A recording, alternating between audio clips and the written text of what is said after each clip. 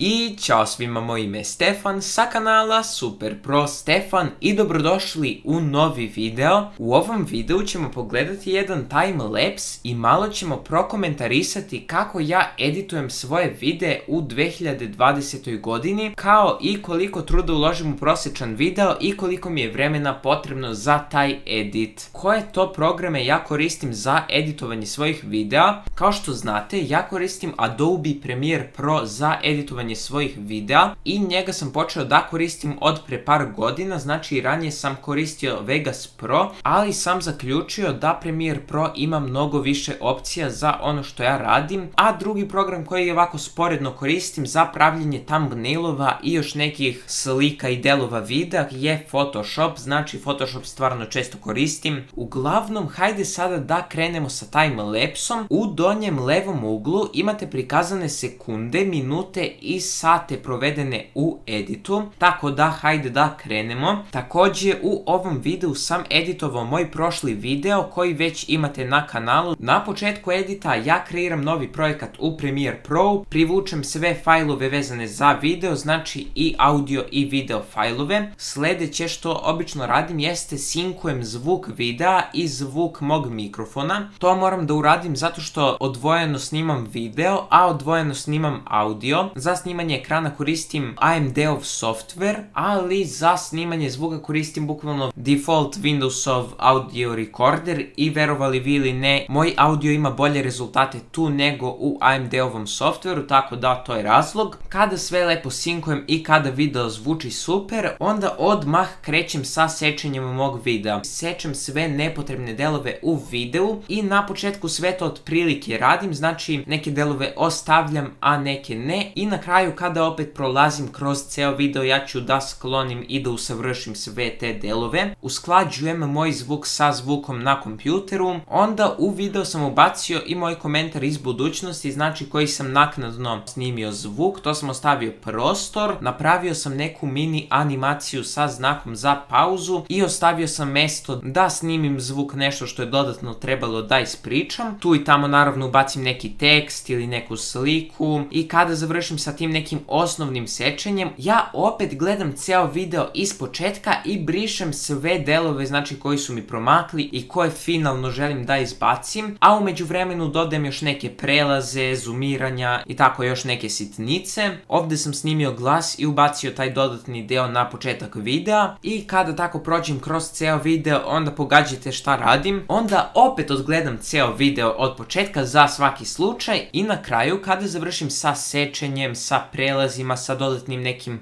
tekstovima i slikama, napravim novi adjustment layer koji mi služi da prolepšam boje u celom videu, znači malo se igram sa color correctionom. Taj adjustment layer obavezno stavim iznad glavne trake za video, a ispod svih traka koje su tekst i dodatne slike, a to je da taj adjustment layer ne bi uticao na senke i na boju teksta ili naravno neku bilo koju drugu sliku. Isto u zavisnosti od videa ponekad na kraj dodam i neku no copyright muziku da bi naravno video bio više cool. Volim da koristim Kevin MacLeod, a ponekad i no copyright sounds. I kada kompletno završim sa editovanjem svog videa i kada ga odgledam još par puta, onda podesim podešavanja za renderovanje i eksportujem video. I to je otprilike to, znači kada sam izeditovao i eksportovao svoj video, na kraju ide pravljenje thumbnaila, ali to nisam prikazao u ovom videu. I za editovanje prošlog videa mi je bilo potrebno oko 2,5 sata, međutim sve zavisi od dužine videa. Prošli video je bio dosta kratak, neizeditovan fajl je trajao oko 20 minuta, dok na primjer editovanje videa za Minecraft preživljavanje sa Veljkom i sa Lukom traje mnogo duže. Tu neizeditovan fajl može da traje i više od 3 sata i zato mi ponekad bude potrebno i 8 sati da izeditujem ceo video, što je stvarno puno. Uglavnom, to bi bilo to što se tiče ovog videa. Ako vam se video svideo, obavezno ostavite like, naravno ostavite neke vaše utiske u komentarima, a mi se vidimo u nekom sljedećem videu. Pozdrav!